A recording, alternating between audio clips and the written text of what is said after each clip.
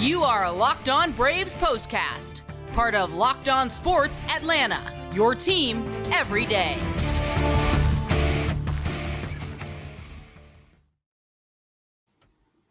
Hello and welcome into the Braves POSTCAST, part of Locked On Sports Atlanta and the Locked On Podcast Network, your team every day. Grant McAuley, Jake Mastroianni with you after a busy weekend for the Atlanta Braves, who began their homestand in what was a very good fashion on Thursday and Friday, then stumbled through Saturday and Sunday, and were forced to settle for a split of a 4-game series with the Miami Marlins. Certainly not the results the Braves were looking for, but they will be attempting to bounce back after, I checked the schedule twice, an off day that's happening on Monday, then 3 games with the Milwaukee Brewers. We got a lot to get into on this edition of the podcast. Before we get started, though, make sure that you subscribe to Locked On Sports Atlanta here on YouTube and to Locked On Braves, wherever you get your podcasts. We get every edition of this postcast and all the other great stuff that Jake has for you. So we appreciate you making us your first listen of every day. Today's episode brought to you by Prize Picks, the easiest, most exciting way to play daily fantasy sports. Go to prizepicks.com/LockedOnMLB. Use the code, all lowercase, LockedOnMLB, for a first deposit match of up to $100. Jake, it was a mixed bag kind of series for the Braves. We saw some things that I think certainly could be considered encouraging. We saw some good pitching performances. We saw a few offensive highlights. And then we pretty much saw the opposite of that on both Saturday and Sunday. So a split of a 4-game series. I'll couch this with the fact that it could always be worse, but this is certainly not what the Braves were looking for in a 4-game series against a team like the Marlins that just got done selling a lot of its pieces at the trade deadline. Yeah, this is an unfortunate result, I think, for the Braves going up against the Marlins team that you should really be taking care of business. Again, something I talk about a lot. It's also a reverse of last weekend where you lost the first 2 games of the series against the Mets. You came back and won the next 2, and so you were feeling pretty good coming out of it. Of course, that was a hot Mets team. This is a Marlins team that you really should be, putting it to them. But you win the first 2, look like you got a chance to at least win the series, if not sweep, and then you failed to do so. Yeah, and Saturday, I think, was probably the more disappointing of the 2 games. Sunday, it was just a clunker, and every team's going to have those from time to time. It doesn't make it any easier or any better, and obviously the outcome doesn't help for the Braves. I guess the one good thing you saw was that Max Fried was back on the mound, but I think maybe some time away, he wasn't as sharp as he would like to be, and the Braves offense wasn't able to do anything on the day against young Edward Cabrera, a pitcher who has a lot of upside, but the results have been spotty to say the least. But he was able to pitch well enough to keep the Braves really off balance throughout the day on Sunday and get the Marlins the split of this 4-game series. Again, a couple of really good wins for the Braves who were able to, go out on Thursday, grab some early offense and grab a 4-2 victory. Then on Friday, they need to do some rallying because Spencer Schwellenbach, though he did pitch 7 strong innings in my book, 11 punch-outs for him. We'll talk more about him in a little bit. The Braves offense had to wake up late. So, Jake, those seem to be the kind of games that you really like. You jump on them early, or a patented Braves comeback, which is something that they've been known to do a time or 3 or 4 or 5 under Brian Snitker over the last 7 years. But there just wasn't much of that magic left. And on Saturday, they got that early lead, coughed it up. And Sunday, the offense was stagnant. So I don't know that we've seen the best version of the Braves offense yet. And that may be the understatement or overstatement of the show. But I think there is some hope that with Jorge Soler now in there, with Matt Olson swinging the bat a little bit better, which we can get into later, that maybe this offense is going to start to find itself as we move forward and maybe even gets to put a couple of other pieces back in place in the coming weeks. You hope so, and that's what a lot of Braves fans were hoping to see with the encouraging week that they did have after that series split in New York. But now I feel like the last couple of days now, where they scored early on Saturday and nothing after that, then got shut out on Sunday, you kind of feel like that offense is back to where it's been for most of the season. And, we've talked about it on here. It's at a point now with this offense where, a 5-6 game stretch is just not going to be enough to convince me that they're all the way back. We're going to need to see it, for multiple weeks at a time and just see it consistently. And I just still don't feel like we've quite gotten that yet from this Braves offense. But, there are signs. There certainly has been some improvement. And we've seen them be able to, to rack up the hits. And obviously the power is what is going to carry them. And we saw that at least early in this series. But again, I just, with how bad it's been this season, it's going to take more than a handful of games to really convince me this offense, can get 2023 is not realistic at this point, but get back to a place. Just mid-tier is really all we're looking for. Yeah, and that would certainly be nice. The Braves, as I've talked about really over the past 3 or 4 weeks, you go back and look, you can put it on now July the 1st. Coming into Sunday, the Braves had hit the most home runs of any club in Major League Baseball, but somehow on the other side of that coin, They're 23rd in Major League Baseball in runs scored since July the 1st, and they certainly didn't help their cause on Sunday. And to your point, Jake, they were shut out over the last 15 innings of this series. That's not something you expected, particularly from a Marlins club that's, honestly trying to just figure out ways to, in a lot of respects, play out the string, give some opportunity to some young players. Certainly they still have a few of those who, this is valuable playing time for them, but we're not talking about two clubs that are heading in the same direction either. So after their comeback on Friday for the Braves, in which they scored 3 times in the 8th inning, actually they were down 3-0 heading into the 5th and scored the final 5 runs of that game, and then were able to grab an early lead in the Saturday contest. It just wasn't the same offense, and I think that we've spent a lot of time talking about it and still haven't solved it, and I'm not sure we're going to solve it tonight, but you just need to see better results for longer, which is exactly what you were hitting on. And hopefully the Braves are in a position where if they can solve this leadoff issue that they've had since Ronald Acuna Jr. went down, that would go a long way towards it. Jorge Soler hasn't exactly been, torching the baseball here this first 4 or 5 games, but I still think that this is an upgrade, and he's shown before that he can certainly impact a game from the top spot of the order. Yeah, he's still taking his walks, getting on base. He did have the big hit in the comeback win the other day, so there's been some small things here or there, but he hasn't quite gotten to that level that we were hoping for, and really what he's been with the Giants, or was for the Giants, for 2 months. We're hoping that would continue over with the Braves. Just haven't quite seen that impact yet. And look, even though he's been here before, it's still a little bit of a different team. It's a different dynamic here, and it may take him a little bit to get into the rhythm of things, but as you said, I think Soler does give them that best chance going forward out of that leadoff spot as somebody who has the power, can get on base, and probably should have scored a run on Sunday. In the end, it probably didn't mean much, but he hasn't been exactly what we were hoping for with that move to really spark and ignite the top of the lineup. We haven't seen that Jorge Soler just yet. Yeah, but a small sample size, certainly over the first 4 or 5 games that he's played. Yeah, Soler, we won't even touch MLB replay because, again, to the larger points of this game, 1 run wasn't going to get it done on Sunday, but that certainly added to the Braves' frustrations on the replay call at home plate, in which he was initially called safe and then ruled out by the Braves' friends up in New York. Now, we saw Max Fried back on the mound on Sunday. Again, not his sharpest outing, certainly. 3 1/3 innings, 4 hits, 5 earned runs, ultimately charged to him, 5 walks, 6 strikeouts. It looked like he had good stuff, but Jake, he just didn't have command of that stuff. He was really battling a lot of full counts, had to throw a lot of pitches in this one as well. He was done after just, 10 outs. He used 82 pitches to get that one done. Luke Jackson came in, served up a 3-run homer. That made things go from a manageable deficit to a not-so-great deficit as it went from 3-6 on one swing of the bat. I will say this, though. Luke Jackson, 3 2/3 innings after Max Fried left. That certainly helped the bullpen heading into the off day, and that's not a small thing in the grand scheme of things when you've been playing a string of 16 straight days with games. It started out with a doubleheader, so 17 games in 16 days for the Braves. They're going to really love rolling into Monday, but little things certainly helpful as well. It is helpful, obviously. Even with the off day, you still want to try to save that bullpen as much as you can, especially once it becomes a 6-0 game. You're not going to want to use some of your high leverage relievers there. So a good job by Luke Jackson to at least give them some innings. But as for Max Fried, just as you mentioned, just didn't really have command control either. I mean, it was 5 walks for Max Fried. That is not what we typically see from him, and just not able to get through the 4th inning. You knew it would be somewhat of a shorter start for him, but after being on the shelf for 2 weeks here, maybe it was just a little bit rusty trying to come back. But certainly, as you said, best thing, he came out of it feeling healthy, and we know he's going to have better starts ahead of him. It's just, again, trying to shake off some of that rust, do it, in the middle of a game that you really want to win to try to close out a series, and just didn't have it. Obviously very frustrated, didn't have the fastball command, didn't have command really of anything. But still, was able to get some swings and misses because, as you mentioned, the stuff was still that good at times. So just not typical Max Fried that we're used to seeing, but glad to have him back, have him healthy, because the Braves are going to need him going forward. Yeah, and the Marlins hitters did not expand their strike zone either, as Max Fried's misses weren't exactly enticing enough to get them to do that and to get as much swing and miss as you would have liked to have seen in some of these on some of these offerings over the course of the start. I'd have to go back and look, but Jake, at least in recent memory, I don't think we've seen a Max Fried start in which it's looked quite like this since maybe early April, when he was just kind of trying to figure some stuff out. He had those 2 really short ones, and then he had one where it seemed like he was battling his control quite a bit. And then all of a sudden, Max Fried was able to flip that switch. So I think that once you get him back in there, get him some reps, let him get going again. I think we've got a much larger sample size of what exactly and who exactly Max Fried can be.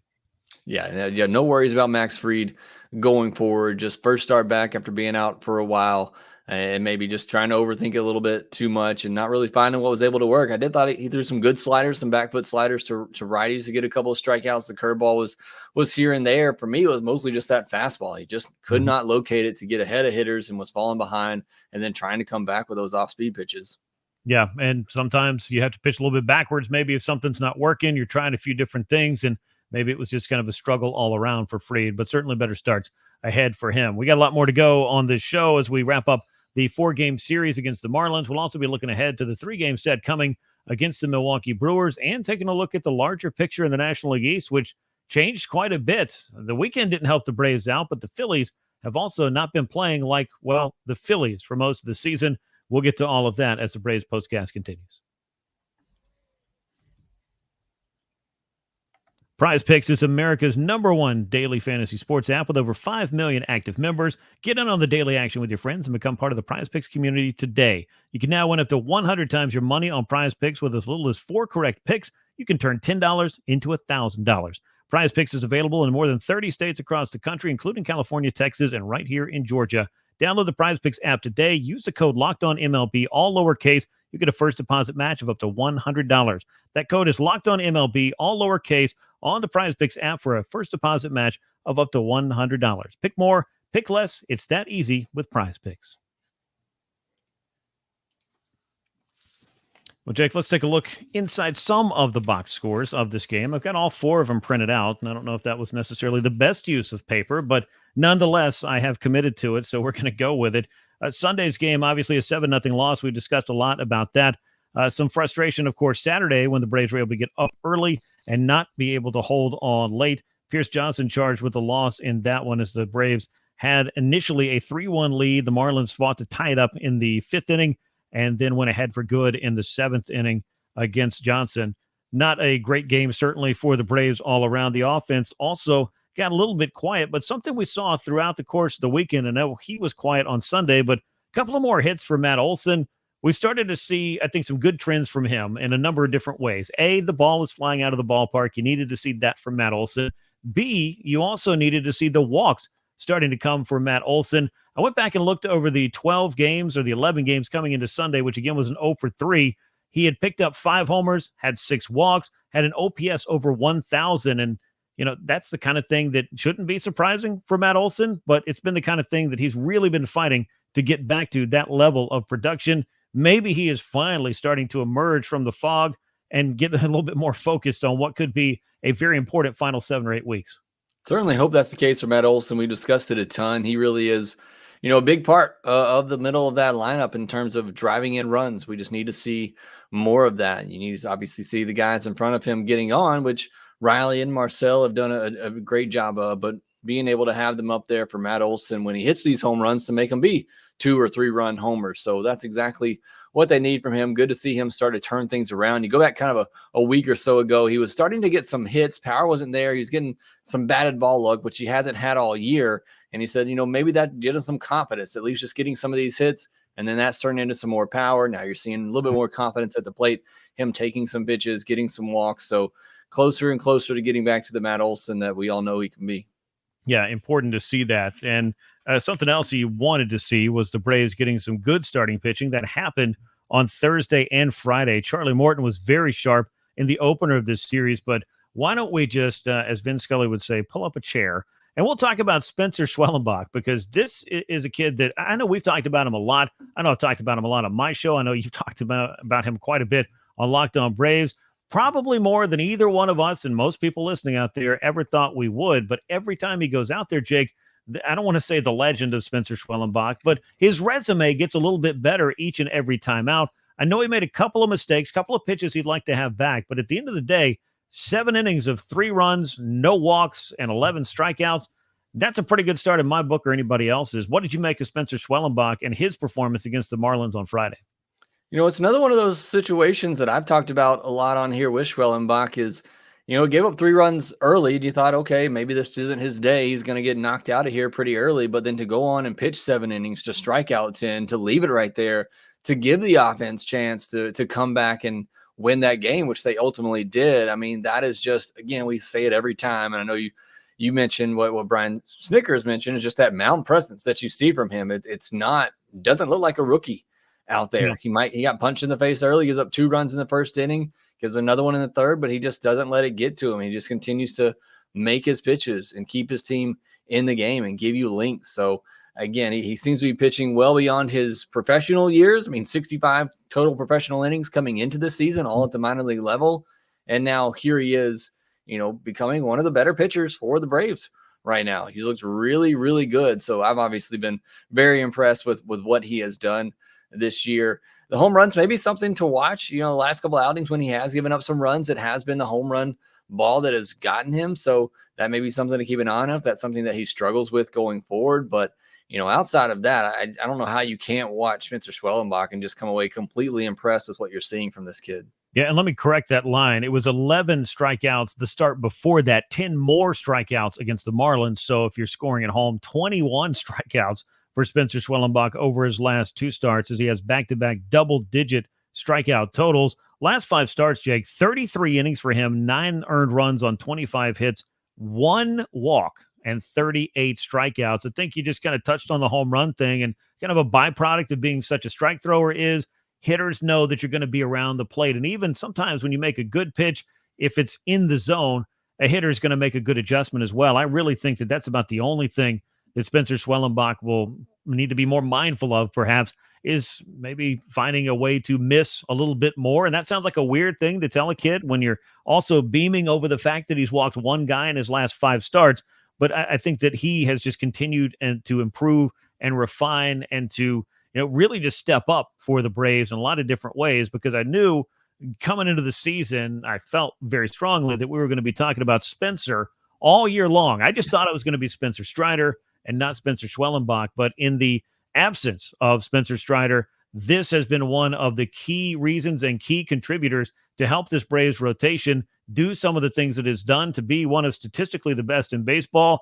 I know that the Reynaldo Lopez and Max Fried injury scares certainly don't help matters, but the great pitching from Chris Sale, the serviceable 4th starter, if you want to call him that, in Charlie Morton, and the emergence of Spencer Schwellenbach, in addition to Fried and Lopez, give the Braves, if healthy, and knock on wood, that is the caveat, a pretty good group to choose from when they start trying to figure out how they want to dole up some innings when and if they can get themselves into October and in the situation they want to be, whatever that is, whether it's making a run at the East or whether it's walking in as a wild card. The Braves have options, I guess is what I'm saying. Plenty of options for them. Like you said, you gotta get there first, and that's no given at this point for this Atlanta Braves team. But pitching is obviously very crucial when it comes to the postseason. They should have plenty of arms, or potentially have plenty of arms that they can go to. But for Spencer Schwellenbach, and credit to the Braves, we've talked about this as well. The first couple starts he had were a little rough, but the Braves saw the stuff that he has. And look, I'm okay with him throwing a ton of strikes with the stuff that he has, because more often than not, you're going to get those good results. But you're right. I think the next step for him is just knowing how to better command those pitches, maybe throw a couple more pitches outside the zone to get some swings and misses and some weaker contact. But, it's hard to really be too upset with what Schwellenbach has given you so far. He's really taken a hold of that 5th spot that had been such a trouble spot for the Braves early on, and he's just run with it. Yeah, he certainly has. And we're not trying to be cryptic about this wild card thing. Obviously, the Braves have been in a pretty good position in that regard. But over the course of the weekend, with the Braves losing 2 straight, the Padres have been hot. They've won 8 out of 10. The Arizona Diamondbacks have won 8 out of 10. The Padres with back-to-back wins over the weekend, moving into a virtual tie for that top wild card spot with the Braves a half a game in front of the Diamondbacks. Then a game and a half out, you've got the New York Mets, a club that has taken an injury to Kodai Senga, who was just back against the Braves and now appears to be on the shelf for the rest of the year. They lost back-to-back games as well, but they're right there in that hunt. So I really feel like you've got a 4-team race at the worst. Who knows what the Cardinals and Pirates will do? There's a lot of baseball left. I'm not really necessarily expecting the Giants to insert themselves in this, but we know, Jake, weirder things have happened, and there's still a lot of opportunity, a lot of baseball left to be played, especially if some of these teams beat up on one another head-to-head, where they could leapfrog conceivably and jump right into the picture, it's exactly the way that the Padres and the Diamondbacks have done, because Arizona, it's been quite a surge for them over the past 3 or 4 weeks. It has been, and that's a really good team that their pitching staff has been banged up all year. And if they can get healthy there on the pitching side of things, we know how pesky they are Yep. offensively. So that's a very scary team. The Padres obviously very talented as well. So I know there's been a lot of focus over the last week with the Braves winning some games. A lot of people starting to look towards the division again, but don't check out on the wild card because it's no given for this Braves team. No, I wouldn't check out on either one of them because until the Braves are mathematically eliminated, they're going to try to win the division. And a lot of that is going to be, well, at least 50% of it is in the hands of the Philadelphia Phillies, who have been playing some not so great baseball, though they did win on Sunday. Wins have been few and far between in the second half for Philadelphia, and that's going to happen over the course of 162. Where will the Braves be on August the 20th in terms of where are they in the standings as Philly goes through what I think is going to be kind of a tough run for them? And the Braves maybe a little bit more of a favorable schedule, but I can also tell you that no matter how favorable it looks on paper, that doesn't mean that those wins are going to come easy. Every one of those things is important. A couple of offensive things before we take a quick break. Orlando Arcia with a hitting streak that was snapped this weekend of 13 games. His bat, though, has been another plus for this Braves club. He finally seems to have made some good adjustments for a season that has been full of struggle for him at the plate. Austin Riley, meanwhile, 3 more hits, heating up again, 363 in his last 8 games. You throw in what Matt Olson's been doing lately, there have been some reasons, not named Marcell Ozuna, to be kind of excited about what the Braves offense may be able to do. I know we talked a lot about it earlier, but I thought it was good to single out a few guys that have taken some steps in the right direction. And perhaps, 1A is Matt Olson, 1B has got to be Orlando Arcia for how much heat he's caught this year. Yeah, I mean, this lineup, again, you take out the last game and a half, and it started to look like the lineup we thought it could be. Again, we talked about at the top, so Lair hasn't exactly gotten going the way we hoped, but, Riley heating up again. Ozuna's been Ozuna. Olson starting to look more like Matt Olson. Arcia, who got moved in the lineup, has swung the bat really well. And the catcher position, Travis d'Arnaud, with a couple of home runs the other day. Sean Murphy gets on base 3 times on Sunday, and he's been doing a much better job as well. So this lineup, starting to have some more length to it. There are still some questions there at the bottom. Kelenich's really been struggling a lot here lately. Merrifield showing you a little bit with the bat, being able to put the bat on the ball, at least get some hits here or there. But there have been some signs. The last game and a half notwithstanding, this offense has looked more like the offense that we thought it could be. And the Braves need to see a little bit more from that offense in this upcoming 3-game series against the Milwaukee Brewers, a club they just got done taking 2 out of 3 on the road against. Don't want to take the foot off the pedal right here as they look to close out this homestand with a series victory over Milwaukee. We'll be talking about that, the pitching matchups, and much more as the Braves postcast continues. Get hydrated with electrolytes, essential vitamins, and clinically tested nutrients from the #1 powdered hydration brand in America, Liquid IV. Blast off with iconic summer flavors like Popsicle Firecracker, a festive blend of citrus-fueled lemon, lime, tart cherry, and raspberry flavors. With no more thirsty summers when you indulge in hydration with Liquid IV. Get 20% off your first order of Liquid IV when you go to liquidiv.com and use the code MLB at checkout. That's 20% off your first order when you shop Better Hydration today using the promo code MLB at liquidiv.com. Jake, let's take a look ahead at what's going on for the Atlanta Braves. An off day on Monday. That's been pretty few and far between for this Braves club. The Brewers, though, roll into town. We just saw them for 3 games up in Milwaukee. Now it's 3 games at Truist Park before a 10-game road trip for the Braves. Philadelphia, I mentioned they won on Sunday. They've been going through it for a little while. Blew a game on Saturday, so you kind of wondered how exactly their road trip was going to go, especially knowing how good that Seattle Mariners pitching staff is. Philly's able to get one on Sunday, but to kind of put a bow on what we were talking about earlier, a lot of possibilities ahead for this Braves team. They're going to go on the road. The Phillies, I believe, also have a long road trip, but it's going to be fascinating to see over the next 2 weeks what the standings look like when the Braves and the Phillies meet again. They've got 2 meetings left. The next one's at Truist Park, one after that at Citizens Bank Park. Who knows if this thing is all said and done in the division. If the Braves have their way, they definitely like to push their name back to the top of the National League East standings. And if they are going to get back into this division race, which again, I think the Braves just need to be focused, and I'm sure they are focused on what they're doing and taking 100%. care of business, which again, that's why these series against the Marlins are very important. And it's crucial that you win those games, and they failed, to win that series. But if they are going to get back into this division race, it feels like this next 2 weeks is when it's going to happen. You get it under 5 games, and then you get those couple of series with the Phillies where you got a chance to make up some ground head to head. I still feel like even at that point, you're going to have to at least win those series and maybe sweep one of them as well. Just it's the hole that you have dug yourself in, but you do have that opportunity. It is still there. But I think you're right. A lot depends on what happens this next week and a half, 2 weeks, where the Braves have a little bit easier schedule. It is a big road trip coming up, but the Phillies have been struggling, and their schedule seems to be getting a little bit tougher. Yeah, and keep in mind, these Braves and Phillies matchups we've been talking about, the 2 more of them, well, they're going to all be said and done by September the 1st. The Braves will face the Phillies at home from the 20th through the 23rd, and then go up to Philadelphia for the final 3 days of this month and the first day of September. And then the final month, there is no more, hey, wait till the last head-to-head, see how close you can get it, and maybe sweep that series. So if the Braves have designs on making this a true race, we're probably going to know in the next 3 or so weeks. This road trip, though, 10 games, it comes up after the Milwaukee series, 3 in Colorado, 4 in San Francisco, 3 against the Los Angeles Angels for those 10 games. And then the Braves will be rewarded with 1 more of those precious off days this month. It has been quite a grind on the schedule for the Braves. No two ways about that. Coming up, though, this Brewers series, it's going to be Chris Sale, Charlie Morton, and Spencer Schwellenbach. Those are the probables. We haven't talked a lot about him yet, but Reynaldo Lopez, that's going to be a decision that the Braves are kind of balancing, I guess, right now. When Fried came off the IL, the Braves opted not to place Reynaldo on the IL. He, of course, hasn't pitched in the better part of a week.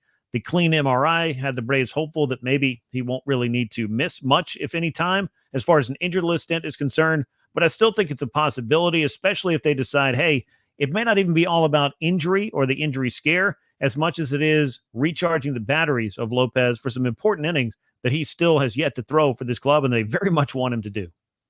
And you want to keep him healthy. Obviously, Chris Sale, Schwellenbach, all these guys who haven't thrown a ton of innings, at least in the last couple of years, you want to make sure you do everything you can to keep them healthy, but you also need to do everything you can to win games. And your best chance of doing that is with a Lopez out there, with a Max Fried out there, even though Sunday didn't go the way that we wanted to. So hopefully he is back. I apologize. I don't know who it was that said it on social, but the Braves are trying to break the record for having the most injured players on their roster this year without putting them on the injured list. And they seem to be doing that with Lopez here as well. But again, it is, the fact that they haven't done that and tells you a little bit that they feel like he's at least close, and that's good news. But, clearly want to see him back out there, want to see him, helping this Braves team win. They're going to need him. Going to need him down the stretch, going to need all these guys down the stretch to stay healthy and stay effective. Yeah, I mean, it would certainly be an interesting choice for the Braves to clearly not list him as a probable against the Brewers and then throw him at Coors Field. I don't know if that's necessarily what I would choose, but again, I'm not making these choices.